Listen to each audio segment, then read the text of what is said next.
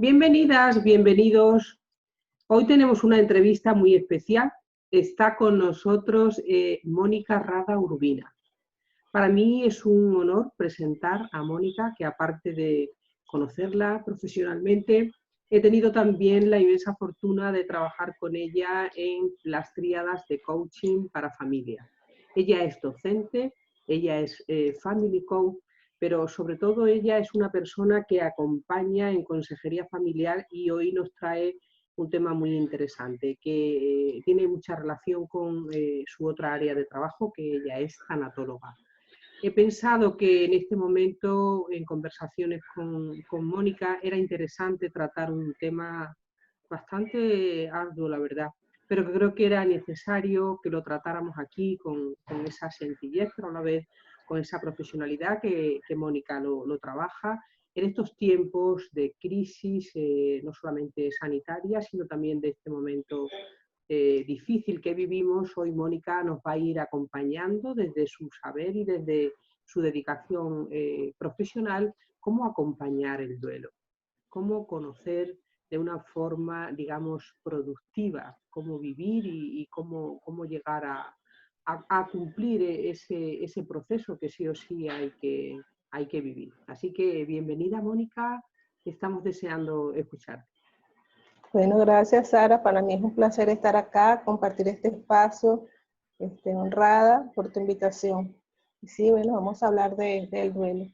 Esos temas que muchas veces no queremos tocar, que dejamos por allí como olvidados, pero que son necesarios, porque todos en algún momento vamos a tener una pérdida significativa, o ya la hemos tenido, pero seguro que vamos a tener que vivir la experiencia.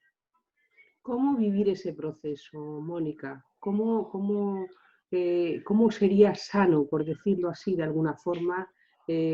¿Cómo sería la manera de vivir ese proceso? Porque entiendo que es un proceso. Bueno, te digo lo que les recomiendo a las personas que van a consulta. Muchas veces van a trabajar duelos con la ilusión de que van a salir de allí sin ningún dolor, sanos, ya reconfortados y todo.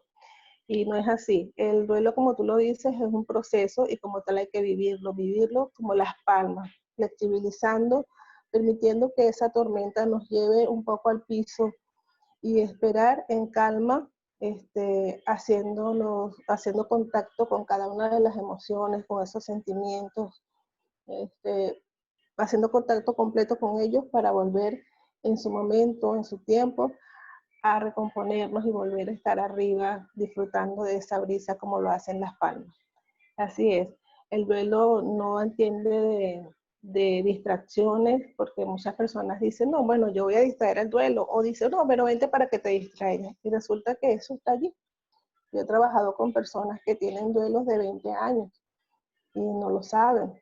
O sea, ellos pensaron que estaba superado o olvidado, como muchas personas también dicen, no, ya eso yo lo sané, porque no solamente se trata del duelo por pérdida de un ser querido, vivimos muchos tipos de duelos. ¿Cuál serían, Mónica, desde tu experiencia, esas señales que nos indican que ese duelo está todavía ahí, inconsciente, latente, aunque aparentemente la persona pueda decir que eso ya se ha terminado? ¿Cómo nos damos cuenta? Como profesional, ¿cómo te das cuenta de que ese duelo todavía está ahí?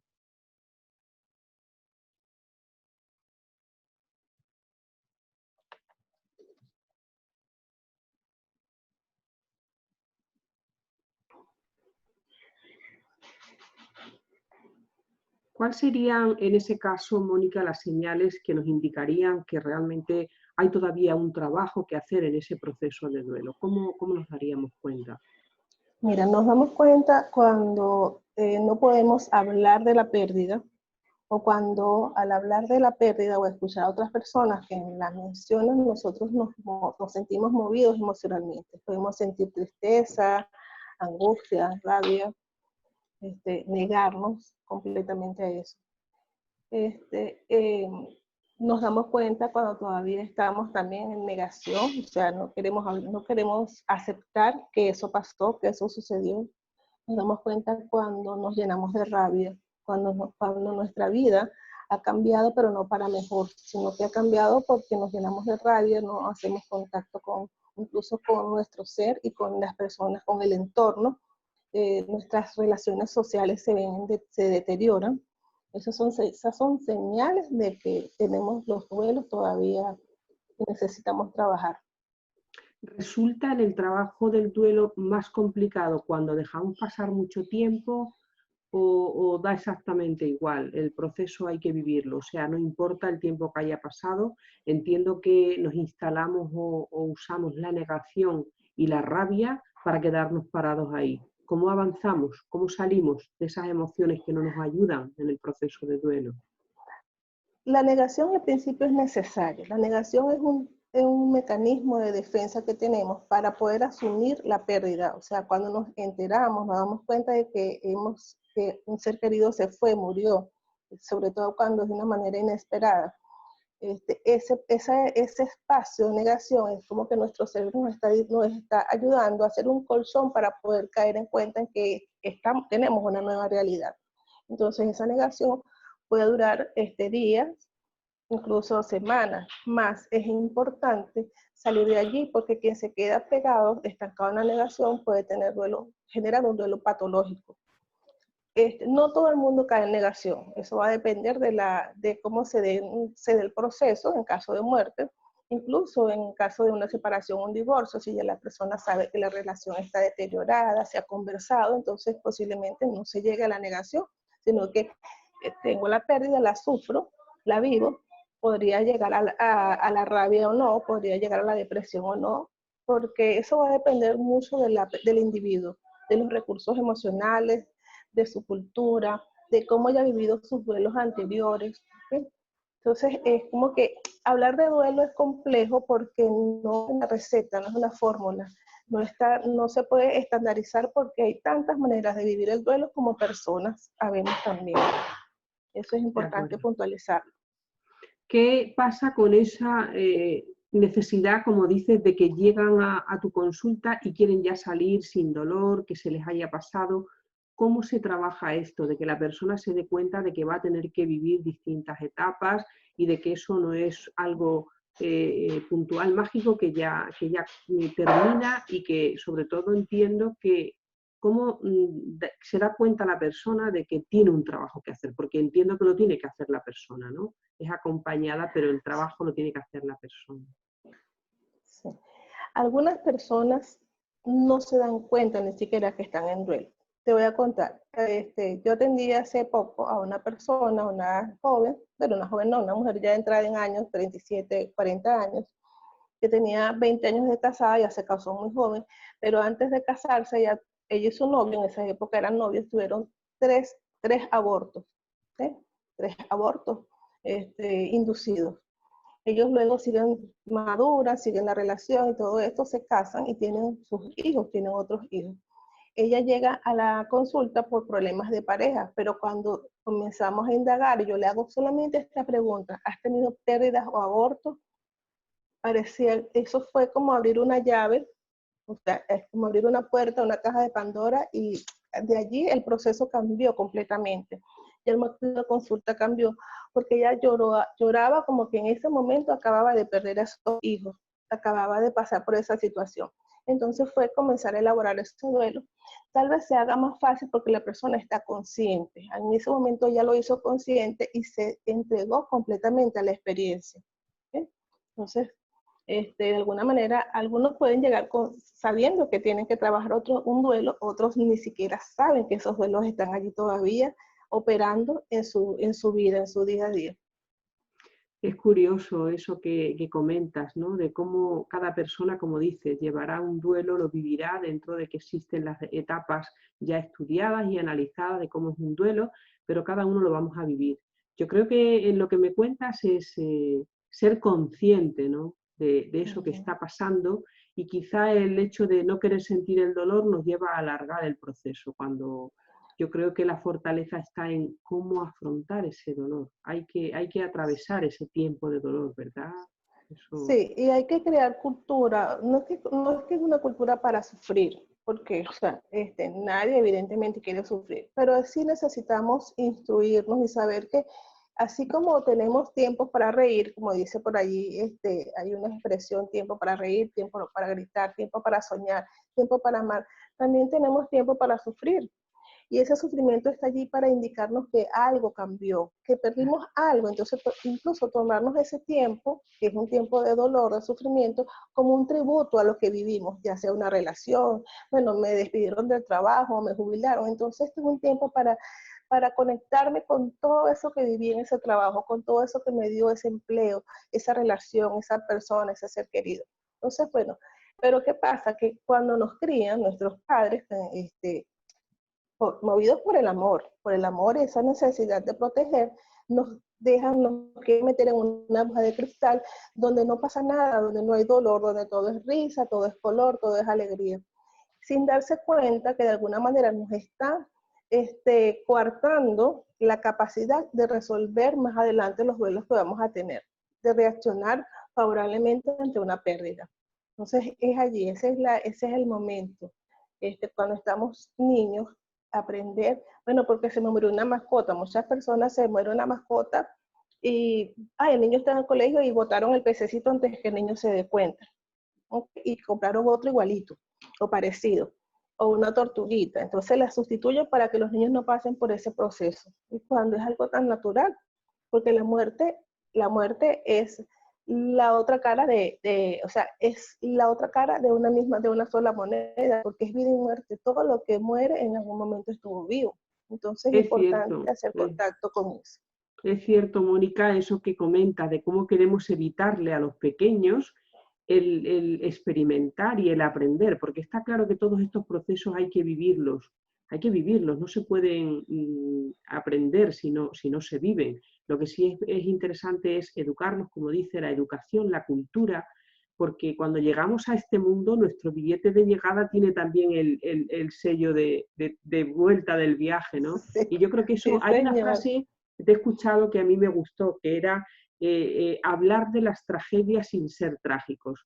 Y eso me lleva Sí. también a preguntarte, porque es verdad que estamos hablando del duelo en general, aunque fundamentalmente la pérdida de seres queridos viene a ser el duelo, digamos, de mayor calado, pero una pérdida puede llegar, sobre todo en los pequeños, desde cosas que a lo mejor los mayores no le damos importancia. ¿Cómo acompañamos? ¿Cómo les enseñamos? ¿Cómo educamos a esos pequeños para que vivan el duelo de esa forma que comentábamos, ¿no? Sin ser dramáticos, pero viviendo realmente la realidad? ¿Cómo lo hacemos, Mónica? Bueno, los acompañamos y los invitamos a que hagan tributos de amor, esos cierres amorosos, esas despedidas, por ejemplo, si es una mascota, entonces, bueno, vamos a hacer un dibujo para esa mascota. Si el niño es muy pequeño y no sabe dibujar, la mamá o quien esté allí, ese adulto significativo, ese mentor lo guía, lo orienta. ¿Y cómo quieres tú que hagamos ese dibujo? Entonces, bueno, yo le quiero poner florecitas, ¿dónde tú crees que está la mascota? ¿Cómo se llame? Bueno, está en el cielo, está en un jardín, entonces vamos a dibujar las flores, no sé qué. ¿Y qué le quieres escribir para despedirte de ella o de él? Entonces, bueno, el niño escribe, o le ayudan a escribir, y haces ese cierre, puedes hacer rituales, ¿okay? Puedes buscar un globo de helio, y colocas dentro de ese globo ese dibujo y lo lanzas al cielo. O preguntarle al niño qué quieres que hagamos con esta carta.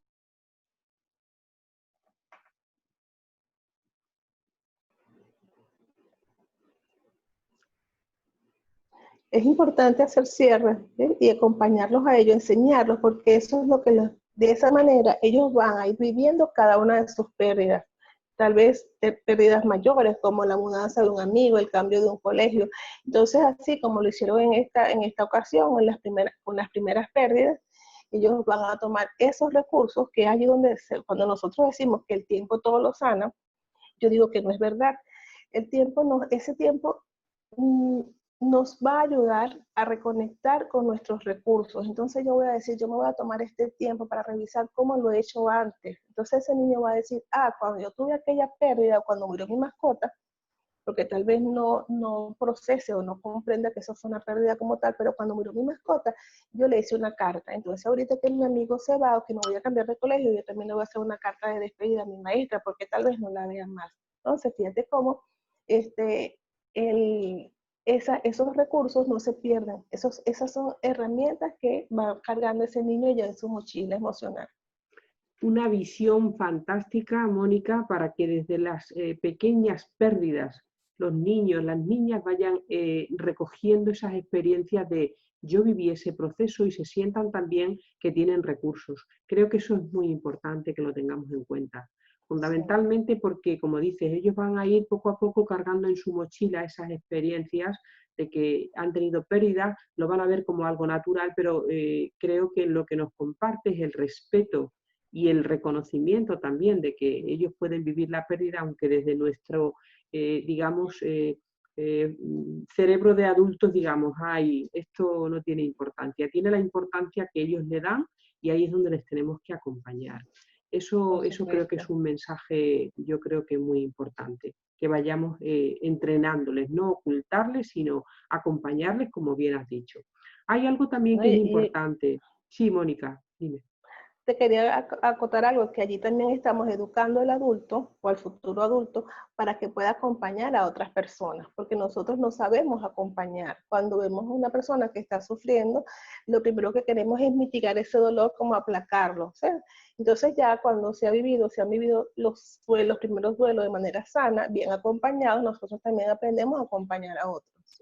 También es verdad, sí, ya que tenemos una edad, al menos yo, Mónica, tú eres mucho más joven, pero yo ya que tengo una edad me he dado cuenta de que cuando he tenido experiencias personales, desde el primer duelo que vives de una pérdida importante que no sabes cómo gestionarlo, a que cuando tienes experiencias ya te das cuenta primero de buscar la calma, de aceptar, yo creo que es eso importante, aceptar ese dolor, pero también ese cúmulo de emociones, ese miedo de no saber cómo afrontarlo. Entonces yo creo que el adulto tiene que vivirlo y sanar también esos procesos para poder acompañar. Somos, yo creo, sus referentes y eso es muy importante que lo tengamos en cuenta. Dada la situación que estamos viviendo a nivel mundial, Mónica, con estos duelos que son un poco, digamos, atípicos. Hemos estado hablando del duelo en general, de las pérdidas, pero cuando se trata de una pérdida donde la persona no ha tenido la posibilidad de hacer esa despedida, esa forma que cada uno entiende que es de acompañar a las personas que se marchan, ¿cómo podemos hacer? ¿Cómo mitigar? Sobre todo a mí estos días lo que más me llamaba la atención y porque lo hemos vivido también en la familia, hemos tenido con el coronavirus la muerte de una persona cercana y eso es algo que ha sido una continua, digamos, forma de mirar, cómo poder acompañar, cómo hacer ese duelo, ese cierre que nos comentabas, que no ha podido ser como queríamos. ¿Qué nos dices desde tu experiencia profesional? ¿Cómo acompañar? Bueno, fíjate, lamentablemente en estos tiempos nada es como nosotros queremos o como esperamos y la situación que acabas de mencionar nos está afectando a todo y no escapa, ¿no? No escapa de eso de ser atípicos. Entonces también tenemos que usar nuestra creatividad para hacer esos cierres y continuar con los rituales que de alguna manera van a ayudar a que la familia, el sobreviviente, el doliente sienta que hizo algo, que estuvo allí de una manera simbólica. Entonces, bueno, se pueden hacer reuniones con el mínimo de personas que se permita, colocar flores, hacer oraciones, ¿ok? Hacer los rituales que la familia acostumbraba a hacer. Bueno, por supuesto no va a estar presente el cuerpo del difunto, pero pueden colocar su foto e incluso hasta por vía videollamadas conectarse o usar este medio que nosotros estamos compartiendo hoy también para conectarse como familia y hablar de toda la situación porque es importante drenar, hablar de la situación, de la pérdida, hacer oraciones juntos. Entonces, bueno, es cuestión de buscar la manera de reinventarse un poco para mantener en la medida de lo posible los rituales, porque esos rituales nos ayudan a encajar. Esos rituales nos ayudan a salir de la negación, a decir, sí, esto pasó. Cuando yo hablo, sobre todo hay personas que cuando tienen una pérdida son sedadas porque están emocionalmente muy movidas y quienes los acompañan tienden a sedarlo, mira que se duerme. Cuando esa persona no vive cada uno de esos pasos, de esos rituales, de acompañar a su difunto, de verlo allí, generalmente queda como desconectado. tiene lagunas. Lagunas porque no completó ese ciclo, no hizo el cierre. Entonces, bueno, en la medida de lo posible, en esta época de pandemia hay que hacerlo también.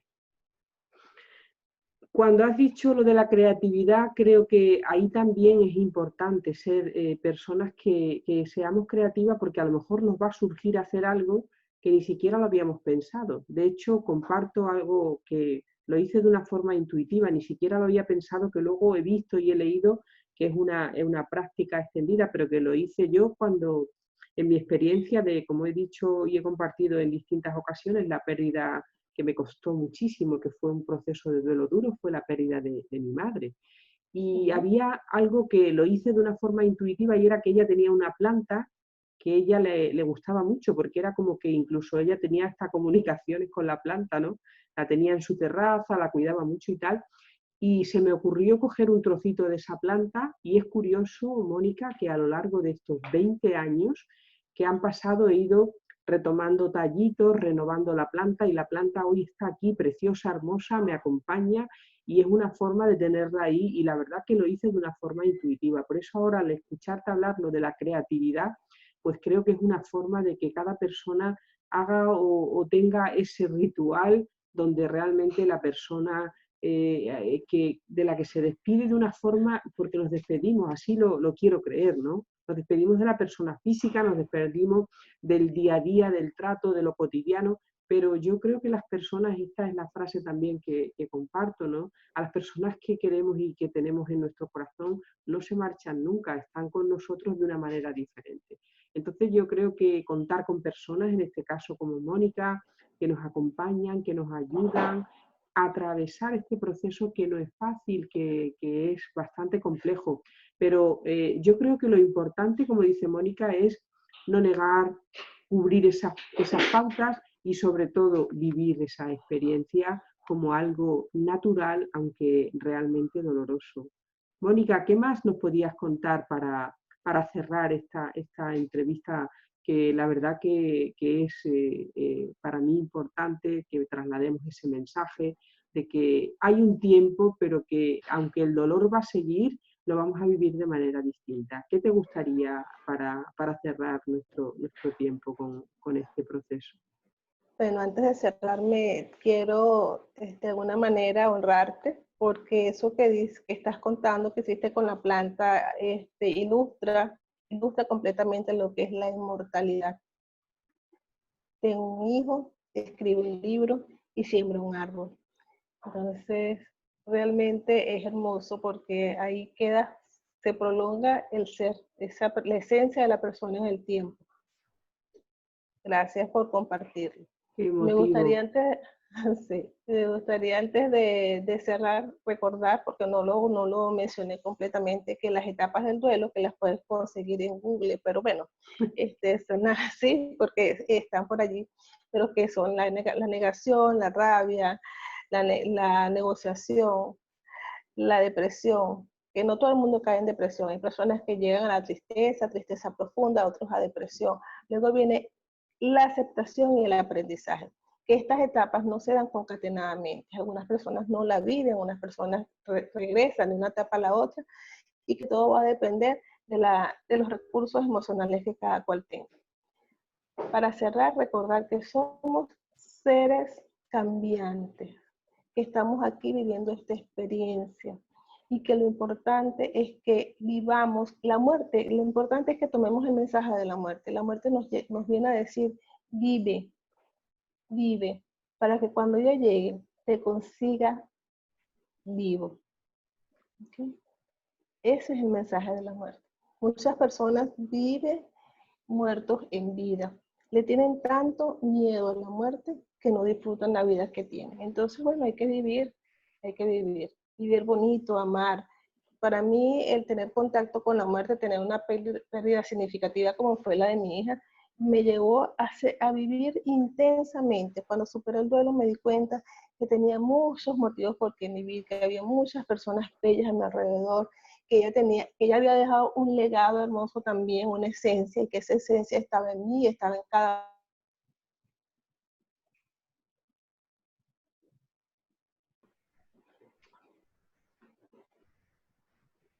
Bueno, entonces, para cerrar, lo que me queda por decir es que la muerte trae un mensaje impreso, y es vivamos, que vivamos cada segundo intensamente, amorosamente, que busquemos ese propósito de vida para que esto tenga sentido y para que cuando ya llegue nos consiga vivos, que no nos consiga con una vida nueva, ¿okay? Sino que la tengamos un poco gastada de tanto haberla usado para bien.